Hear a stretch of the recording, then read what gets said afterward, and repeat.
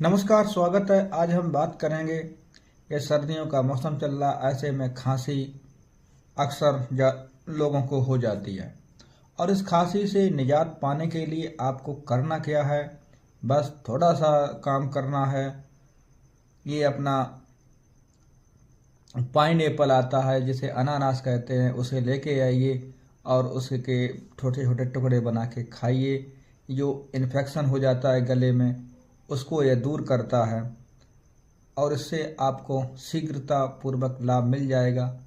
फिर भी अगर कोई दिक्कत रहती है तो ये अपना सूखा नारियल आता है, उसको लेके उसके थोड़ा चूर्ण जैसा बना लें और गुड़ के साथ आप खाएं तो ये खांसी, सूखी खांसी जो इन्फेक्शन वाली होती है, पूरी तरह से समाप्त हो जाएगी।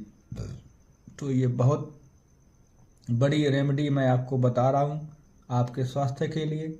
आप इसे आजमाएं 100% गारंटी के साथ। हमें सुनने के लिए शुक्रिया। जय हिंद, जय भारत। आपका दिन मंगलमय हो।